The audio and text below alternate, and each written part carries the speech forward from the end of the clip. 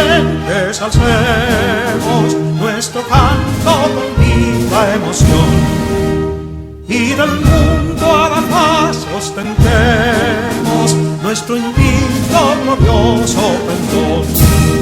Salve el pueblo que intrépido y fuerte a la guerra a morir se lanzó, cuando en bélico reto de muerte sus cadenas de esclavos rompió.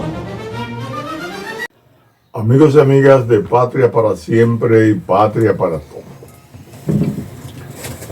Si partimos del concepto del artículo 7 de la Constitución, que nos habla acerca de lo que es el Estado Social y Democrático de Derecho, y nos explica de esta manera: la República Dominicana es un Estado social y democrático de derecho, organizado en forma de república unitaria, fundado en el respeto de la dignidad humana, los derechos fundamentales, el trabajo, la soberanía popular y la separación e independencia de los poderes públicos. Así se define un Estado social y democrático de derecho. El objetivo que en todo su accionar debe llevar en cuenta el Estado es ese: darle cumplimiento a la defensa permanente de la dignidad humana y de los derechos fundamentales, el trabajo, que hay que tomarlo en cuenta de manera permanente, la soberanía popular, que es aquel poder, aquella libertad que tiene el pueblo de escoger libremente sus poderes: el poder legislativo, el poder ejecutivo, el poder judicial. De manera que en ningún momento las elecciones de quienes vayan a representar esos poderes se pueda hacer de otra manera que no sea mediante la conciencia que tenga tanto el votante como el candidato. En la República Dominicana eso está por verse, porque hasta este momento la mayoría de las elecciones han sido definidas más por el soborno que por la conciencia del votante. Y todo el empeño del Estado debe estar dirigido hacia lograr ese objetivo. Sin embargo, los pasados gobiernos de los 20 años se distancian un poco del gobierno actual, que hay que ponerlo en relevancia, hay que decirlo. Los pasados gobiernos de los 20 años pudieron haber creado las condiciones subjetivas para que el pueblo dominicano ejerciera de la manera más transparente y poderosa su soberanía popular. Debieron de haberse empeñado en una educación permanente en términos cívicos, éticos, de valores patrios y conocimiento del manejo del Estado. No lo hicieron. Hoy, mediante una sociología del deterioro, donde todo ellos lo ven mal, todo lo que hace este gobierno en el presente lo ven mal, y hacen un llamado intencional o no al pueblo dominicano para que se ubique en el pasado, porque la mayoría de la gente lo olvida y lo cree como se lo cuentan. Los estrategas del PRM no han advertido que tienen que trazar una estrategia para contrarrestar entonces esa sociología del deterioro, de verlo todo mal, todo lo pasado bueno y todo lo presente malo, de manera que no se piense en un nuevo futuro, sino se piense volver atrás, porque no están planteando, la oposición no está planteando las nuevas cosas que hay que hacer y cómo hacerlas. No están criticando lo que se hace ahora. Y te pueden decir, por ejemplo, que tal presidente era más inteligente, más capacitado, y que el presidente ahora es incapaz. O sea, con los años que ya lleva probando su capacidad de trabajo, su capacidad de ejecutoria, las medidas interesantes que ha tomado, como es por ejemplo la reforma de la Constitución para eliminar de manera legal el mesianismo y el caudillismo, eso no lo han sabido manejar bien los estrategas del partido de gobierno. No han podido explicarle reiteradamente y por muchos medios al país que la única manera o la manera más efectiva de llegar a tener un Estado social y democrático de derecho como el que acabamos de explicar es haciendo todo lo posible para eliminar el caudillismo y el mesianismo. Porque es que el caudillismo y el mesianismo se fundamenta en el personalismo, en exaltar la persona de quien dirige, solamente esa persona, y no entender que seguir a una persona solamente le va a aumentar su ego, y con ello quien le aumente el ego se lo va aumentando a sí mismo y va cayendo en un individualismo en la acción del Estado, donde solamente ellos se van a enriquecer, se van a favorecer. El interés colectivo o el interés nacional y el bienestar colectivo para un desarrollo integral que plantea el artículo 216 en su numeral 3, eso no se va a tomar en cuenta. Entonces, cuando un presidente dice no hay más que 2 periodos, yo no voy a buscar un tercer periodo, aunque haya sacado mayoría en el Congreso. Ese desprendimiento es lo que tiene que tener todo estadista, porque lo hace pensar en las futuras generaciones de ciudadanos y ciudadanas, que pueden entonces, mediante un proceso de concientización, asimilar el papel ético, moral del Estado. Y en consecuencia, en lugar de desarrollar castas internas dentro de los partidos políticos, desarrollan una transparencia y una democracia que le permite a los que tengan mayor mérito y profesionalización llegar a ostentar los puestos más importantes dentro del partido, para luego llegar en esa misma forma a ocupar los puestos más importantes dentro de la administración del Estado. Porque un partido es una estructura política que está diseñada para desarrollar a lo interno la calidad de hombres y mujeres que van a servirle al país de manera eficiente. Y que eso se va cuidando en cada uno de los estamentos de esa estructura del partido. Por ejemplo, hay un comité político.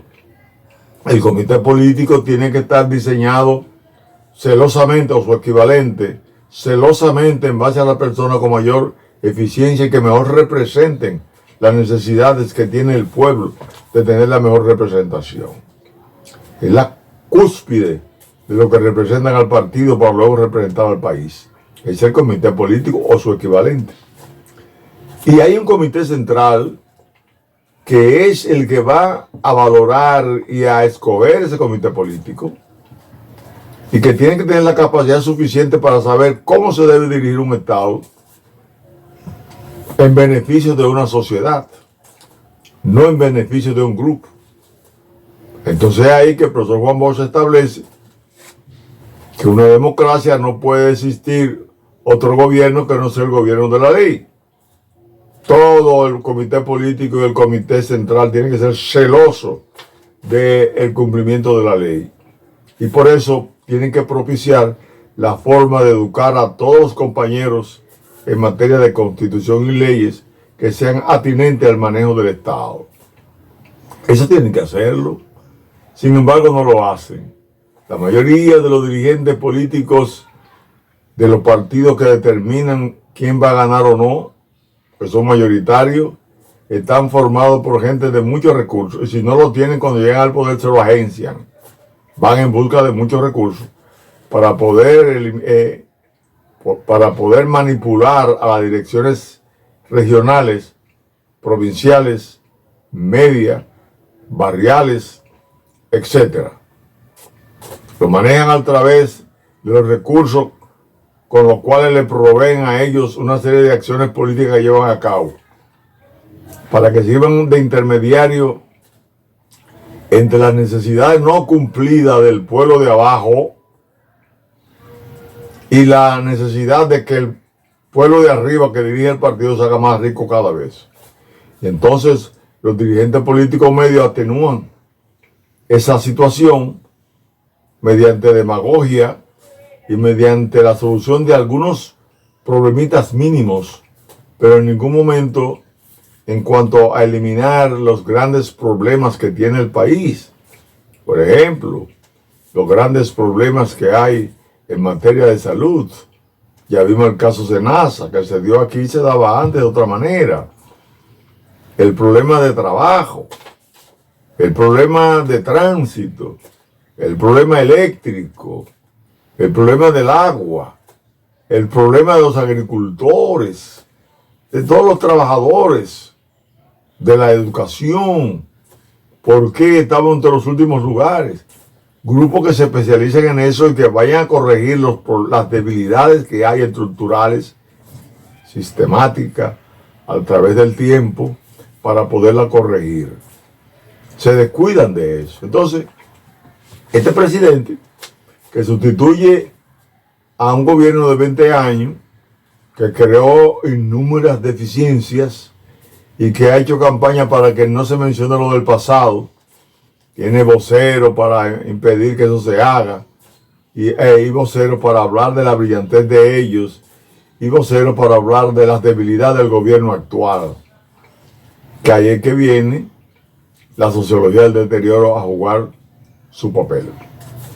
Entonces, si este gobierno, que es el único gobierno después del profesor Juan Bosch que ha encarado, asumido una lucha de frente contra la corrupción, como se asumió en la revolución de 1965, cuando Camaño así lo expresó el 24 de abril de ese año, publicado el 25 de mayo en el periódico La Nación, que la revolución se debió a la corrupción, o sea, el impulso de la revolución se debió a la corrupción que había en los estamentos militares, en los estamentos policiales, en los estamentos del Estado.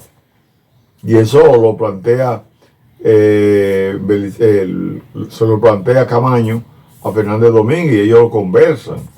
Entonces, si es este gobierno el que ha hecho esa confrontación a la corrupción mediante un Ministerio Público Independiente, eso hay que resaltarlo.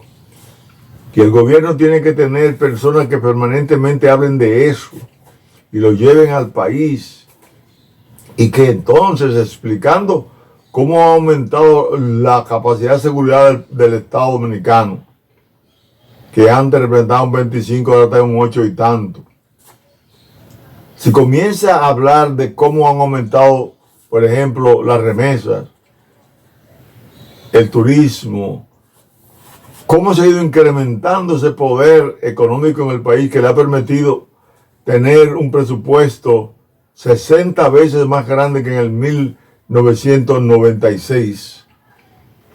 Esas cosas, tienen que haber personas que se encarguen de educar a la militancia, educar al pueblo, para llevar a cabo una campaña que neutralice esa capacidad de tener entonces una campaña que lo que hace es satanizar al gobierno. No lo hacen.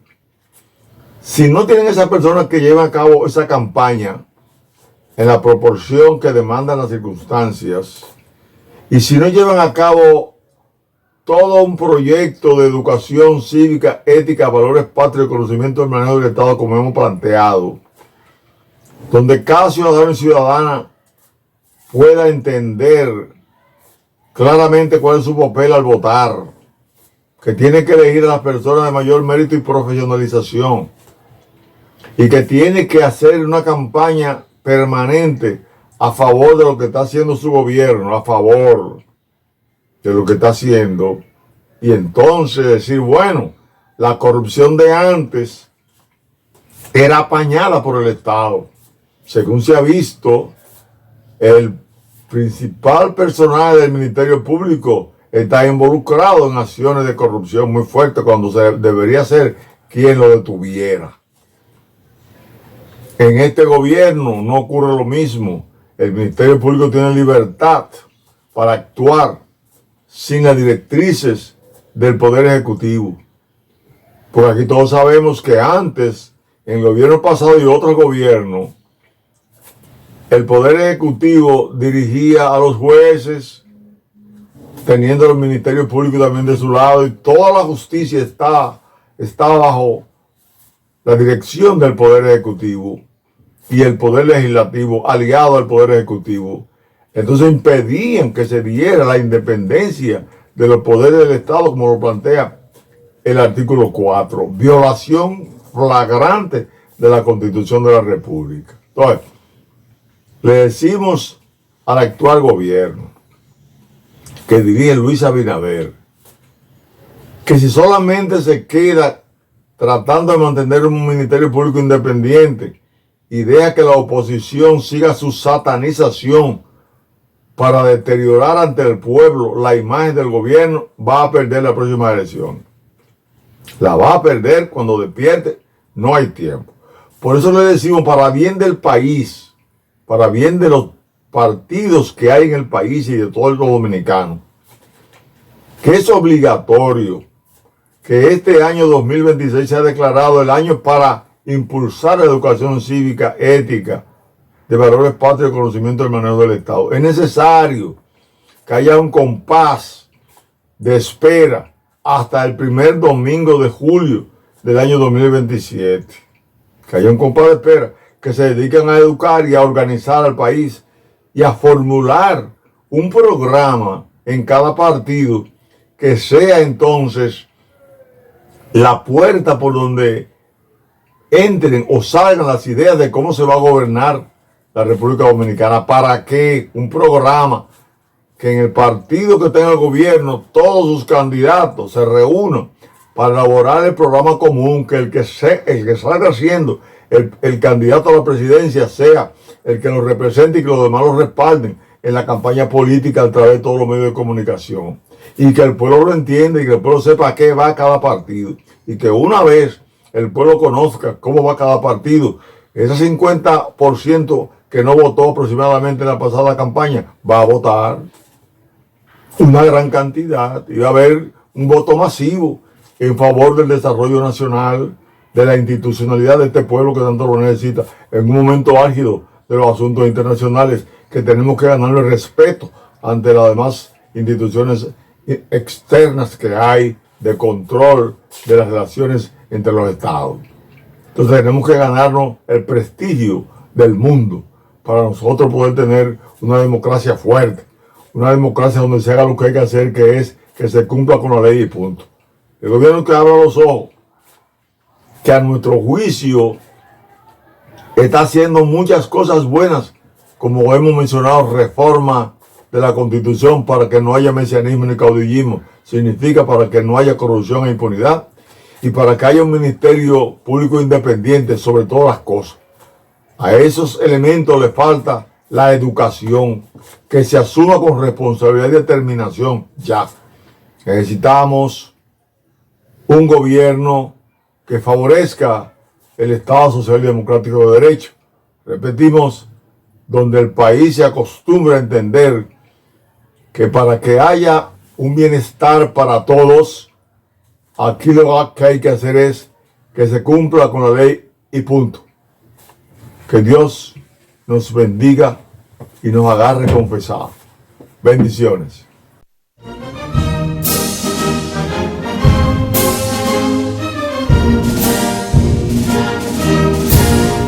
Quisqueyanos valientes alcemos nuestro canto